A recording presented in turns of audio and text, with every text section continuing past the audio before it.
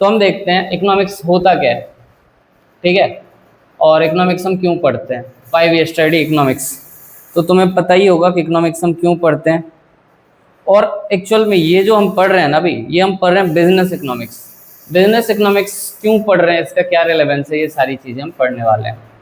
चलो, तो सबसे पहले देखते हैं कि ये जो हमारा इकोनॉमिक्स है, ये इकोनॉमिक्स आया कहाँ से, ठीक है।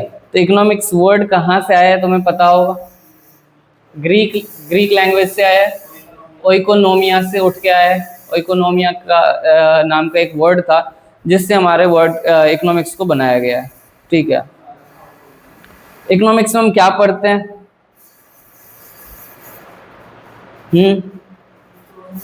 इकोनॉमिक्स में हम क्या पढ़ते हैं, allocation of resources, human wants are unlimited, resources are limited, या फिर स्केयर बोल सकते हो। और इन अनलिमिटेड वांट्स को सेटिस्फाई करने के लिए जो हमारे पास लिमिटेड रिसोर्सेज हैं, इसके लिए हमारे पास होता है अल्टरनेटिव यूज या फिर अल्टरनेटिव चॉइस का ऑप्शन, कि हम इस तरह से नहीं तो उस तरह से हम अपने वांट को सेटिस्फाई कर सकते हैं।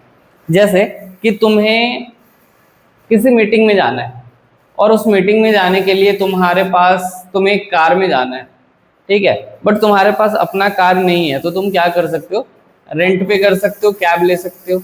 बहुत सारे लोग दिल्ली में रहते हैं जिनके पास अपना घर नहीं है, तो जब हमारे पास अपना घर नहीं है तो हम क्या करते हैं, उसके लिए रेंट पे ले लेते हैं, ठीक है। तो हमारे अनलिमिटेड वांट्स को लिमिटेड रिसोर्सेज से कैसे सेटिस्फाई करना है, ये चीज हमें कौन सिखाता है, इकोनॉमिक्स सिखाता है, ठीक है।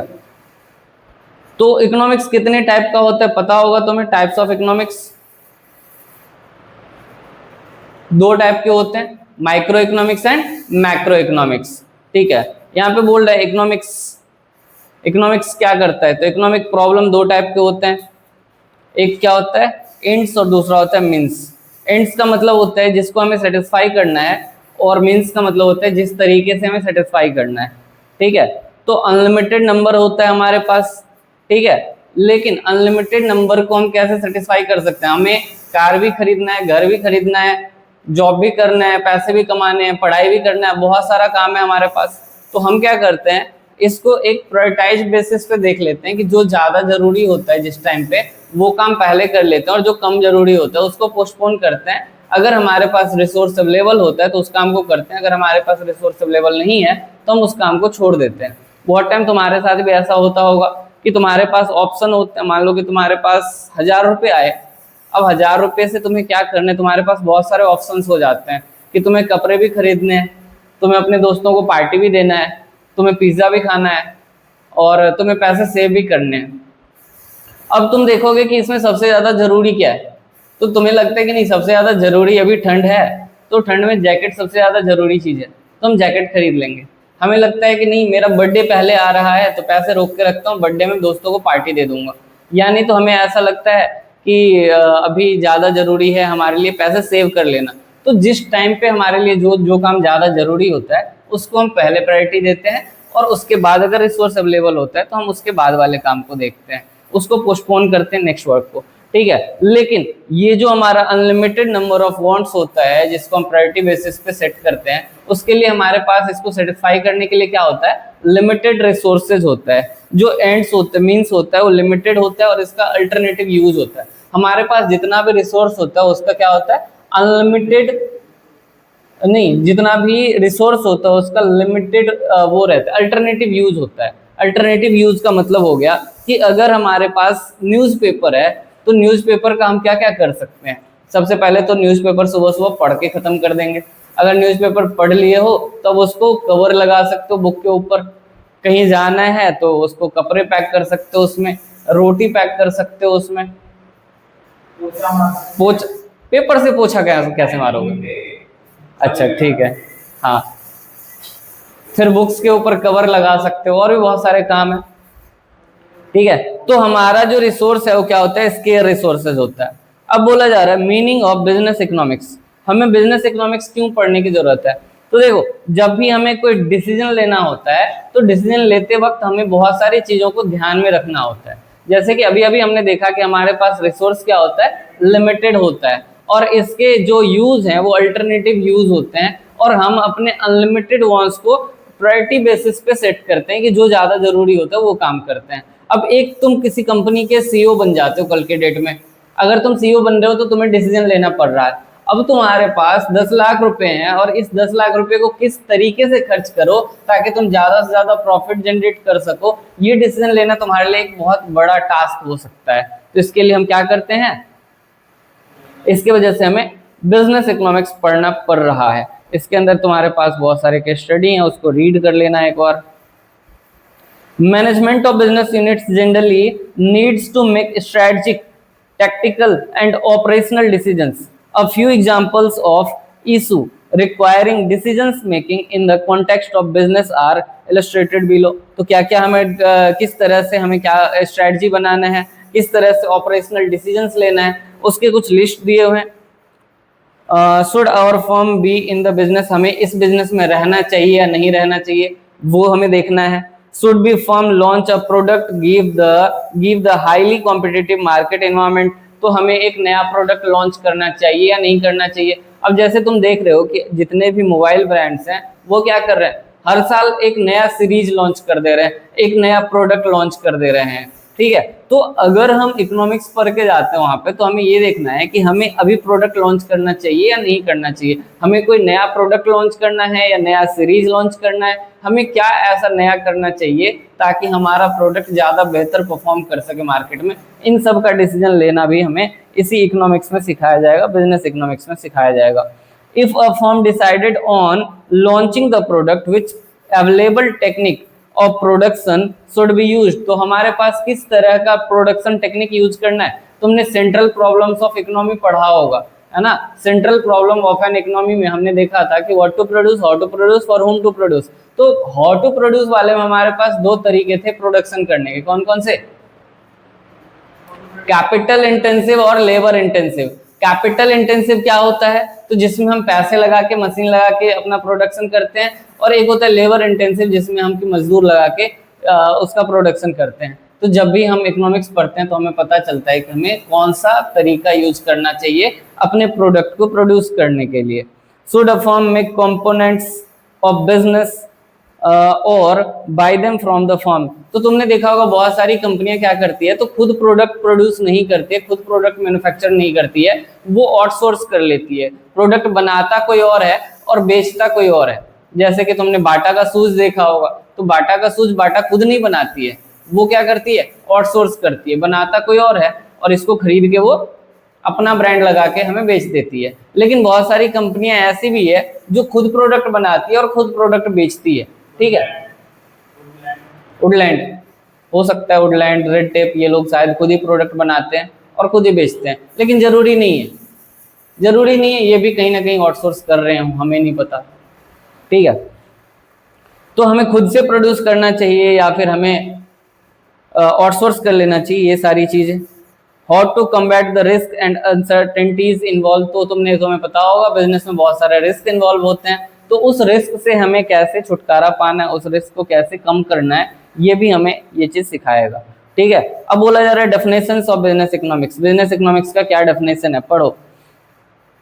तो क्या बोला इन्होंने कि बिजनेस इकोनॉमिक्स में be defined as the use of economic analysis to make business decisions involving the best use of organisations scarce resources.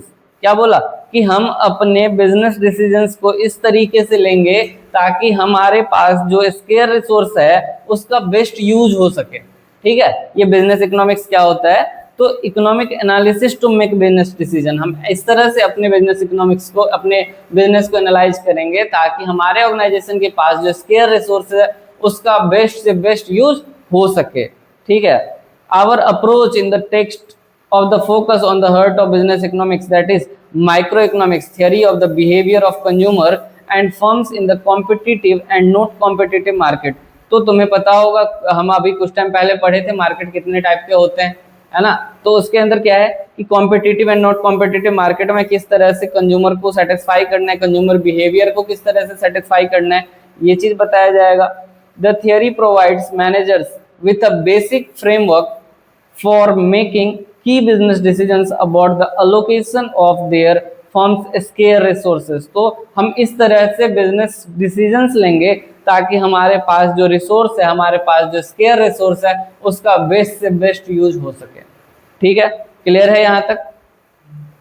हमने देखा नेचर ऑफ बिजनेस इकोनॉमिक्स। तो बिजनेस इकोनॉमिक्स दो टाइप का होता है, micro economics and macro economics. Micro economics में हम चीजों को इंडिविजुअल लेवल पे देखते हैं, जैसे ही किसी एक ऑर्गेनाइजेशन के बारे में पढ़ेंगे, किसी एक प्रोडक्ट या कमोडिटी के बारे में पढ़ेंगे, किसी एक इंडिविजुअल के बारे में जहां पे पढ़ते हैं वो क्या कहलाता है, हमारा माइक्रो इकोनॉमिक्स कहलाता है। वहीं पे मैक्रो इकोनॉमिक्स क्या कहलाता है? मैक्रो इकोनॉमिक्स में हम पूरे इकोनॉमी एज होल के बारे में पढ़ते हैं, पूरे देश के बारे में पढ़ते हैं, पूरे इकोनॉमी के बारे में पढ़ते हैं। जैसे कि हम यहाँ पे देश के जीडीपी के बारे में पढ़ेंगे कि जीडीपी कैसे कैलकुलेट किया जाता है, एक देश का जीडीपी कितना हो सकता है। फिर हम यहाँ पे देखेंगे बजट के बारे में, यहाँ पे एग्रीगेट डिमांड के बारे में देखा जाएगा। माइक्रो इकोनॉमिक्स में डिमांड के बारे में देखते हैं और मैक्रो इकोनॉमिक्स में एग्रीगेट डिमांड के बारे में देखते हैं। ठीक है, क्लियर है यहाँ तक? चलो आगे बढ़ते हैं फटाफट, बहुत फास्ट रिवीजन करना पड़ेगा हमें ताकि हम जल्दी जल्दी अपने सारे चैप्टर्स को कवर कर सकें। देखो नेचर्स ऑफ बिजनेस इकोनॉमिक्स बताया जा रहा है, तो business economics is a science. Business economics क्या है? एक साइंस है। Business economics is a science. ठीक है, बेस्ड ऑन माइक्रो इकोनॉमिक्स। तो बिजनेस इकोनॉमिक्स मेनली किसके ऊपर बेस्ड है? माइक्रो इकोनॉमिक्स के ऊपर बेस्ड है। ठीक है, उसके बाद क्या है? Business economics important element of macro analysis. तो जब तक हम मैक्रो एनालिसिस नहीं करेंगे तब तक हम बिजनेस इकोनॉमिक्स का डिसीजन नहीं ले सकते। यानी कि बिजनेस डिसीजन लेने के लिए हमें micro economics and macro economics दोनों का ही नॉलेज होना चाहिए। फिर है business economics is also an art. तो बिजनेस इकोनॉमिक्स एक आर्ट है क्योंकि यहाँ पे डिसीजन मेकिंग होता है और डिसीजन मेकिंग के लिए हमारे पास क्रिएटिविटी होना जरूरी है, हमें चीजों का समझ होना जरूरी है। हम जितना अच्छा क्रिएटिविटी लगाएंगे, जितना बेहतर उसको चाहे परफॉर्म कर सकते हैं, अपने रिसोर्स को बेस्ट से बेस्ट यूज कर सकते हैं। Use of theory of market and private enterprises. तो यहाँ पे हम मार्केट एंटरप्राइजेस, मार्केट के थियरी को अप्लाई करेंगे, प्राइवेट एंटरप्राइजेस के थियरी को ऐड यूज करेंगे। फिर है प्रेगमेटिक इन अप्रोच। तो micro economics is abstract and purely theoretical and analyse economic phenomena under unrealistic assumptions. तुम्हें पता होगा माइक्रो इकोनॉमिक्स किसके ऊपर बेस्ड है? नॉर्मेटिव कॉन्सेप्ट के ऊपर बेस्ड है। नॉर्मेटिव कॉन्सेप्ट के ऊपर हम क्या रखते हैं? हाइपोथेटिकल थ्योरी रखते हैं, जो कि अनरियलिस्टिक अजम्पशंस होते हैं कि other things being remain same. अन्य बातें समान रहने पर ही हमारा ये थ्योरी काम करेगा, अदरवाइज ये थ्योरी काम नहीं करेगा। फिर क्या है हमारे पास? तो इंटरडिपेंडेंसी इन नेचर। तो ये इंटरडिपेंडेंट होते हैं एक दूसरे के ऊपर, interdisciplinary in nature. Business economics is interdisciplinary in nature as it incorporates tools from other disciplines such as mathematics, operational research, management theory, accounting, marketing, finance, statistics and economics। तो business economics हर तरह से चीजों को check करता है, analyse करता है, उसके बाद यूज करता है। फिर है नॉर्मेटिव नेचर। तो ये नॉर्मेटिव नेचर का होता है। अब देखो स्कोप ऑफ बिजनेस इकोनॉमिक्स। तो स्कोप क्या कहाँ कहाँ पे है? तो the scope of business economics is quite wide. तो ये जो बिजनेस इकोनॉमिक्स है उसका स्कोप बहुत ही वाइड टर्म है, बहुत ही वाइड है। It covers most of the practical problem manager और अ फर्म फेसेस। तो इसके अंदर हम मेनली प्रैक्टिकल प्रॉब्लम्स को सॉल्व करते हैं जो कि मैनेजर्स फेस करते हैं। यहाँ पे दो तरह का प्रॉब्लम हो सकता है, इंटरनल प्रॉब्लम, इंटरनल इश्यूज, और एक्सटर्नल प्रॉब्लम, इन्वायरमेंटल इश्यूज हो सकता है। तो दोनों ही चीजों को देखा जाएगा। Micro economics applied on internal और ऑपरेशनल इश्यूज। तो माइक्रो इकोनॉमिक्स हमें किस चीज के बारे में बताता है? इंटरनल इश्यूज के बारे में बताता है। नींद नहीं आ रही ना तुम लोगों को? लग तो रहा है ओम को देख के, तुम एकदम हैंगओवर में लग रहे हो, खतरनाक। हाँ चलो देखो, कोई बात नहीं, नींद नहीं लगना चाहिए। अगर नींद लग रही है तो आंख जाके धो और फिर बैठो पढ़ने के लिए। Demand analysis and forecasting. तो सबसे पहले तो हम अगर किसी बिजनेस को चला रहे हैं तो हमें सबसे पहले क्या करना पड़ता है? डिमांड का एनालिसिस करना पड़ता है। अच्छा तुम्हें एक केस स्टडी बताता हूँ। तुम्हें पता है एमआई फोन अपना जो प्रोडक्ट बेचती है, एमआई कंपनी, वो कैसे बेचती है? उनका स्ट्रेटजी होता है फ्लैश सेल। फ्लैश देखते हो ना, जब मोबाइल का फ्लैश होता है जब, हाँ, तो ये लोग क्या करते हैं? सबसे पहले डिमांड एनालिसिस करते हैं। डिमांड एनालिसिस में क्या होता है कि वो चेक करते हैं कि मार्केट में एमआई के फोन की कितना ज्यादा डिमांड है। अब मान लो कि उन्हें पता चला कि एमआई फोन का डिमांड जो है वो 10,000 यूनिट्स है, अगर 10,000 यूनिट्स है ना, तो मार्केट में कितना प्रोडक्ट लॉन्च करेंगे फर्स्ट टाइम पे? वो मार्केट में फर्स्ट टाइम पे जो प्रोडक्ट लॉन्च करेंगे वो, हाँ, 5,000, 4,000, 6,000 ऐसे करके लॉन्च करेंगे। तो लेट सपोज कि उसने 6,000 यूनिट्स लॉन्च कर दिया। अब 6,000 भी ज्यादा लग रहा है मुझे, 4,000 यूनिट्स लॉन्च किया उसने। अब 10,000 लोग, और उसके लिए भी उसने एक डेट दे रखा है कि देखो भैया 15 या अभी तो 25 को सेल लाइव हो जाएगी फ्लिपकार्ट के ऊपर 12 PM पे, ठीक है। अगर तुम्हें प्रोडक्ट खरीदना है तो 12 PM पे जाओ और तुम प्रोडक्ट खरीद लो। हाँ, अब तुम जाओगे 12 बजे प्रोडक्ट खरीदने के लिए, ये क्या बताएगा वहां पे? आउट ऑफ स्टॉक बताएगा, क्योंकि 10,000 लोग ट्राई कर रहे थे और 10,000 लोगों में मिलेगा किसको? 4,000 लोगों को मिलेगा। अब जब तुम्हें वो प्रोडक्ट नहीं मिलेगा ना, तो तुम अपने दोस्तों के साथ डिस्कस करोगे, यार एमआई का प्रोडक्ट जो है ना, उसका डिमांड बहुत ज्यादा मार्केट में है। अब तुम्हारा दोस्त वीवो का फोन खरीदने वाला था, लेकिन तुमसे इन्फ्लुएंस होकर उसने भी एमआई का फोन खरीद लेगा, तो उसके प्रोडक्ट का डिमांड जहां पे 10,000 था, वो बढ़ के 20,000, 15,000 हो सकता है, ठीक है। तो जब हम एक सीईओ की तरह सोचते हैं, जब हमें एक सीईओ की तरह डिसीजन लेना होता है, तो हमें क्या करना है? सबसे पहले डिमांड एनालिसिस करना है एंड फोरकास्टिंग करना है। फोरकास्टिंग मतलब हम उसको आगे दिखाएंगे। फिर क्या है? Product and cost analysis. तो इसके बाद हम क्या करेंगे? प्रोडक्ट एंड कॉस्ट एनालिसिस करेंगे कि हमारा जो प्रोडक्ट है वो कैसा होना चाहिए और कितने का होना चाहिए। तो एमआई वालों ने बहुत अच्छा दिमाग लगा के रखा है। तुम्हें पता है, जो एप्पल कंपनी है, एप्पल किसको टारगेट कर रही है? एप्पल कंपनी रिच लोगों को टारगेट कर रही है, अमीर लोगों को टारगेट कर रही है कि भैया ज्यादा पैसा है तभी तुम हमारे कंपनी के पास आओ, हम तभी तुम्हें प्रोडक्ट बेच पाएंगे, नहीं तो तुम्हें किडनी बेचना पड़ेगा। चलो ठीक है। एमआई वाले किसको टारगेट कर रहे हैं? एमआई वाले बोल रहे हैं कि कोई बात नहीं भाई, तुम्हारे पास एप्पल खरीदने का पैसा नहीं है, तुम आ जाओ, एप्पल से ज्यादा फैसिलिटी दूंगा तुम्हें कम दाम में, ठीक है। तो यहाँ पे एमआई वालों ने किसको टारगेट किया? सस्ते लोगों को टारगेट किया। अगर हम सैमसंग की बात करें तो सैमसंग बोला कि देख, तुझे सस्ता फोन चाहिए, कोई बात नहीं, हमारे पास है। तुम्हें महंगा फोन चाहिए, हमारे पास है। बहुत महंगा फोन चाहिए, वो भी हमारे पास है। क्या कर रहे हो तुम फोन में? तो फोन बंद कर लो ना। चलो देखो, तो प्रोडक्ट एंड कॉस्ट एनालिसिस करेंगे कि हमारा प्रोडक्ट कितने का बने और उसको कितने मार्केट में लॉन्च करें ताकि हमारा प्रोडक्ट बिक सके।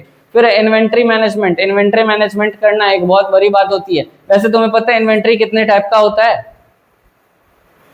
इन्वेंट्री 3 टाइप का होता है। 3 टाइप का कौन कौन सा? तो पहला होता है रॉ मटेरियल, दूसरा होता है WIP वर्क इन प्रोग्रेस, और तीसरा होता है फिनिश्ड गुड्स। तो ये 3 तरह का हमारे पास इन्वेंट्री है। अब इस इन्वेंट्री को हमें किस तरीके से काम में लाना है, किस तरीके से हमें मैनेज करना है, वो हमें देखना है। फिर market structure and pricing policies. तो मार्केट स्ट्रक्चर चेक करेंगे कि हमारा मार्केट स्ट्रक्चर कैसा है। अब देखो, बहुत सारे अलग अलग बिजनेस का मार्केट स्ट्रक्चर अलग अलग हो सकता है। मान लो कि तुम्हारी कंपनी है चिप्स बनाने वाली कंपनी, तो तुम्हारा चिप्स कैसे बिकेगा? सबसे पहले तो तुम मैन्युफैक्चर करोगे चिप्स को। अब जो मैन्युफैक्चर हो चुका है तो वो चिप्स कहाँ जाएगा? होलसेलर के पास जाएगा, होलसेलर से रिटेलर के पास जाएगा, तब जाके कंज्यूमर के पास जाएगा। लेकिन तुम बना रहे हो शूज, रेड टेप का शूज बना रहे हो, तो उसके पास कोई बीच में नहीं है, वो खुद बनाएगा, खुद अपने आउटलेट में लाएगा और वहां से डायरेक्ट बेच देगा, ठीक है। तुम किसी कंपनी में काम करो जो डायरेक्ट मार्केटिंग कंपनी है, तो वो क्या काम कर रही है? वो डायरेक्ट प्रोडक्ट तुम्हें बेच रही है, बीच में कोई भी नहीं है। तो किस तरह का हमारा मार्केट स्ट्रक्चर है, ये भी हमें ध्यान देने की जरूरत है। फिर रिसोर्स अलोकेशन, हम किस चीज के ऊपर कितना पैसा खर्च करने के लिए रेडी हैं, वो होता है रिसोर्स अलोकेशन। एक प्रोडक्ट बना रहे हो, उस पर कितना रॉ मटेरियल लगना चाहिए, उस पर कितना लेबर लगना चाहिए, उस पर कितना टाइम देना है हमें, ये सारी चीजें जब इंक्लूड होता है ना, तब जाके हमारा ये बनता है, रिसोर्स अलोकेशन होता है। तुम्हें पता है रोल्स रॉयस इतना महंगा क्यों है? क्योंकि उसे हैंडमेड बनाया जाता है ना, कस्टमाइज करना पड़ता है सारी चीजों को। लेकिन वहीं पे जो नॉर्मल कारें बनती है वो मशीन के थ्रू बनती है, एक बार उसमें डेटा डाल दिया, सारा काम वो मशीन खुद कर देती है, मास प्रोडक्शन में आती है, वो सिंगल प्रोड्यूस करता है, ठीक है। फिर तुम इसको देख लो ना, अपना जो केसर होता है, बोलो जुआ केसरी, दाने दाने में केसर का दम, तो वो इतना महंगा क्यों? केसर का प्राइस पता है तुम्हें? सैफरॉन का प्राइस 3 या 4 लाख रुपए केजी है। क्यों है इतना ज्यादा प्राइस? क्योंकि उस पर लेबर ज्यादा लग रहा है, ठीक है। तो हमें किस प्रोडक्ट के ऊपर कितना रिसोर्स अलोकेट करना है वो भी हमें कौन बताएगा, माइक्रो इकोनॉमिक्स बताएगा, ठीक है। उसके बाद क्या है, theory of capital and investment decision. तो कैपिटल एंड इन्वेस्टमेंट डिसीजन, हमें किस चीज कितना कैपिटल लगाना है अपने बिजनेस में, कितना पैसा इन्वेस्ट करना है, ये डिसीजन लेना। प्रॉफिट एनालिसिस, प्रॉफिट कैसे हम इंक्रीज करें, प्रॉफिट कैसे बढ़ाएं, ये सारी चीजें डिसीजन लेना। रिस्क एंड अनसर्टेनिटी एनालिसिस, तो रिस्क है, बहुत सारा रिस्क है मार्केट में, तो हमें किस चीज के ऊपर कितना ज्यादा रिस्क लेना चाहिए, नहीं लेना चाहिए, ये सारी चीजें। अब हमने माइक्रो इकोनॉमिक्स एनालिसिस तो देख लिया, अब हम देखेंगे macroeconomics analysis applied to external issues. तो एक्सटर्नल इश्यूज पता है तुम्हें, टाइप ऑफ इकोनॉमिक सिस्टम, हम किस इकोनॉमिक सिस्टम में रह रहे हैं, इकोनॉमिक सिस्टम कितने टाइप का है, मार्केट इकोनॉमी यानी कि कैपिटलिस्ट इकोनॉमी, सोशलिस्ट इकोनॉमी यानी कि कंट्रोल्ड इकोनॉमी, और मिक्स्ड इकोनॉमी। तो हम कहाँ पे बिजनेस कर रहे हैं ये बहुत ज्यादा मैटर करता है, ठीक है। मैक्रो इकोनॉमिक्स एनालिसिस में सबसे ज्यादा मैटर यही करता है, क्योंकि अगर तुम कैपिटलिस्ट इकोनॉमी हो तो गवर्नमेंट का इंटरवेंशन बहुत कम है, अगर तुम सोशलिस्ट इकोनॉमी में हो तो गवर्नमेंट का इंटरवेंशन बहुत ज्यादा है, और जो मिक्स्ड इकोनॉमी में हो तो भी गवर्नमेंट का इंटरवेंशन तो है ही। फिर स्टेजेस ऑफ बिजनेस साइकिल, हम किस साइकिल पे जाके बिजनेस कर रहे हैं, हम किस लेवल पे हैं, यानी कि हम होलसेलर हैं, मैन्युफैक्चरर हैं, रिटेलर हैं, क्या है हम। General trends in national income, तो नेशनल इनकम कितना है, एम्प्लॉयमेंट कितना है उस देश का, प्राइसेस क्या है, सेविंग्स एंड इन्वेस्टमेंट कितना है, ये सारी चीजें। गवर्नमेंट इकोनॉमिक पॉलिसीज, तो गवर्नमेंट का इकोनॉमिक पॉलिसी क्या है, इंडस्ट्रियल पॉलिसी क्या है, कंपटीशन पॉलिसी क्या है, फिजिकल पॉलिसी क्या है, foreign trade policy, globalisation policy, ये सारा चीज हम अभी पढ़ने वाले हैं मैक्रो इकोनॉमिक्स में। अभी हमने माइक्रो पढ़ा है तो माइक्रो का ज्यादा बेहतर तरीके से रिवाइज करेंगे। Working of central bank, central bank हमारे देश का कौन है, आरबीआई है। तो आरबीआई किस तरह से काम करती है, पहले आरबीआई क्या हुआ करता था, पहले आरबीआई होता था रेगुलेटर, सारे बैंकों को रेगुलेट करता था। लेकिन जब बच्चे बड़े हो गए तो पप्पा जी को बोला कि पप्पा जी अब आप हमारे ऊपर कंट्रोल हटा सकते हो, तो कुछ टाइम बाद आरबीआई को क्या बना दिया गया, फैसिलिटेटर बना दिया गया, रेगुलेटर के पोस्ट से हटा दिया गया, यानी कि पप्पा जी अब सिर्फ बच्चों को फैसिलिटी प्रोवाइड कर सकते हैं, कंट्रोल नहीं कर सकते हैं, ठीक है। तो रेगुलेटर से फैसिलिटेटर बना दिया गया। आगे देखो सोशल एंड पॉलिटिकल एनवायरनमेंट, तो सोशल और पॉलिटिकल एनवायरनमेंट क्या है हमारे देश का ये चेक करेंगे हम, ठीक है। Difference between economics and business economics ये तुम्हें खुद से पढ़ना है। और चलो देखो अभी हम कर रहे हैं basic problems of an economy and role of price mechanism. Price mechanism का क्या रोल होता है और बेसिक प्रॉब्लम क्या क्या आता है हमारे इकोनॉमिक के अंदर, ठीक है। तो मेनली हम क्या पढ़ते हैं यहाँ पे, सेंट्रल प्रॉब्लम्स ऑफ इकोनॉमी। तो क्लास 12th में तुमने, क्लास 11th में तुमने सेंट्रल प्रॉब्लम पढ़ा था, और लेकिन वहां पे सिर्फ 3 पढ़ा था, कौन कौन सा, what to produce, how to produce and for whom to produce. यहाँ पे एक और नाम है चौथा, क्या नाम है, what provision are to be made for economic growth. Economic growth के लिए हमें क्या क्या प्रोविजन बनाना चाहिए, क्योंकि हम बिजनेस इकोनॉमिक्स पढ़ रहे हैं तो यहाँ पे हमारे पास डिसीजन मेकिंग एक नया चीज आ जाता है। तो उस डिसीजन मेकिंग के लिए हम क्या क्या कर सकते हैं वो हमें बताया जा रहा है यहाँ पे। What to produce, how to produce पता ही है तुम्हें। फिर मुझे ये बताओ कि यहाँ पे हमारे पास जो इकोनॉमी है, इकोनॉमी कितने टाइप का है, 3 टाइप का है, capitalist economy, socialist economy, mixed economy. Capitalist economy के 4 नाम है ना, capitalist economy, market economy, open economy and laissez faire economy. Laissez faire economy अगर ना याद रहे तो याद रखना, गोरा आलसी आदमी, लेजिज फेयर, ठीक है, नाम याद रहेगा तुम्हें, ठीक है। सोशलिस्ट इकोनॉमी, सोशलिस्ट इकोनॉमी का नाम क्या है, centrally planned economy, controlled economy, socialist economy. अगर हिंदी में बोलोगे तो समाजवादी अर्थव्यवस्था। और मिक्स्ड इकोनॉमी का कोई नाम नहीं है, मिक्स्ड ही है, ठीक है।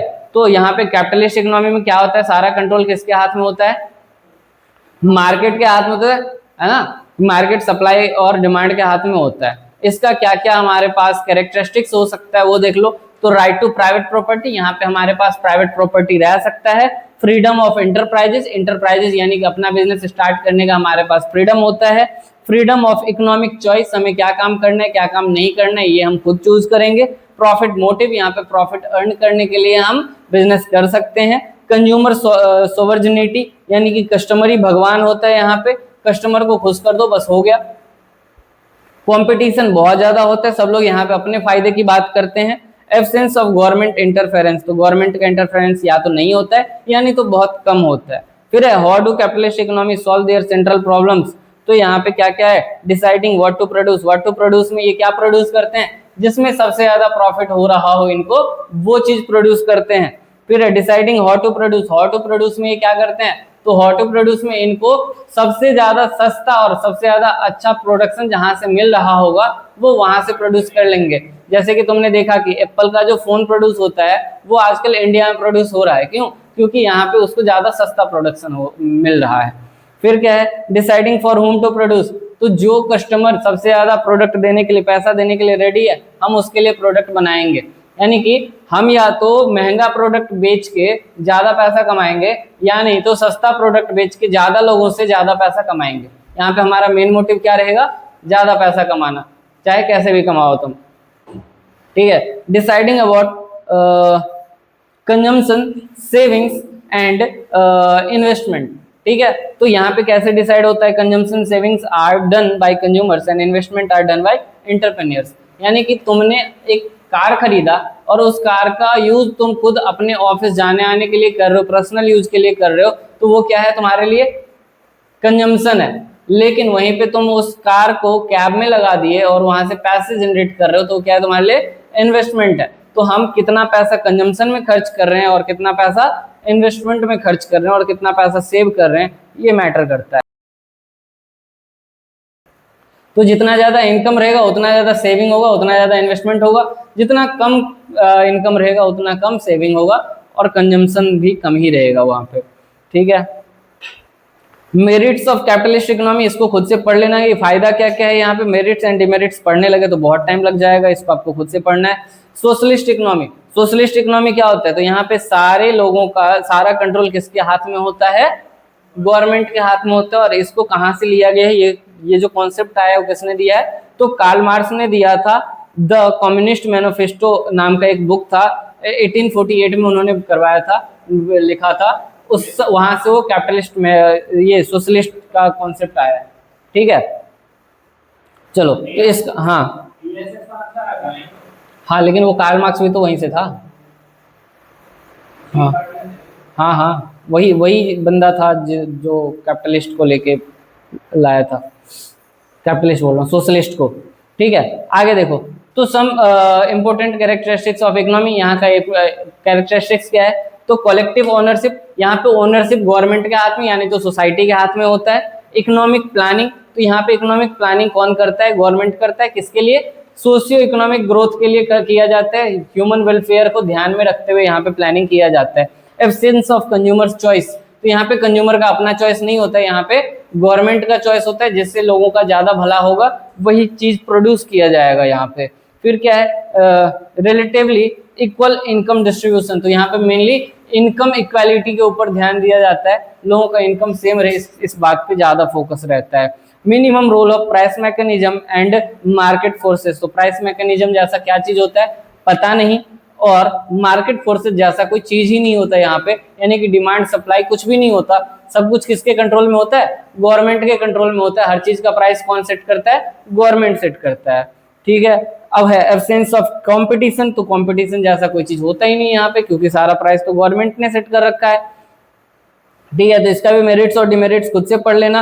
अब हम आते हैं मिक्स्ड इकोनॉमी। मिक्स्ड इकोनॉमी को क्यों यूज किया गया, मिक्स्ड इकोनॉमी को क्यों अडॉप्ट किया गया हमारे देश में, क्योंकि कुछ खामियां कैपिटलिस्ट इकोनॉमी में भी था और कुछ खामियां सोशलिस्ट इकोनॉमी में भी था, तो दोनों के जो बेहतर पॉइंट्स थे उनको ले लिया गया था। जैसे कि हमारा देश आजाद हुआ था 1947 ईस्वी में, और उसके बाद हमारे पास पैसे नहीं थे कि मतलब लोगों के पास उतने पैसे नहीं थे कि वो प्राइवेट अपना काम स्टार्ट कर सके, एक कैपिटलिस्ट इकोनॉमी बनाया जा सके। तो गवर्नमेंट ने सोचा कि हम एक काम करते हैं, वैसे तो अगर सारा कुछ गवर्नमेंट का कर देंगे तो फिर हमारा इकोनॉमी का ग्रोथ रेट क्या हो जाएगा, स्लो हो जाएगा। तो गवर्नमेंट इकोनॉमी का ग्रोथ रेट मेंटेन करने के लिए उन्होंने प्राइवेट को भी कुछ मौका दिया, और साथ के साथ ह्यूमन वेलफेयर को ध्यान में रखते हुए उन्होंने गवर्नमेंट का अपना भी कुछ सिस्टम रखा, इसीलिए इसमें मिक्स्ड इकोनॉमी होता है। तो को existence of private and public sector, तो यहाँ पे प्राइवेट कंपनियां भी होती है और पब्लिक कंपनियां भी होती है। ठीक है, प्राइवेट सेक्टर होता है, पब्लिक सेक्टर होता है और कंबाइंड सेक्टर भी होता है। बहुत सारी कंपनियों में ऐसा होता है गवर्नमेंट और प्राइवेट सेक्टर दोनों मिलकर काम करती है। इसका भी मेरिट्स और डिमेरिट्स तुम्हें खुद से पढ़ना है, और इसी तरह तुम्हारा ये चैप्टर भी कंप्लीट हो जाता है।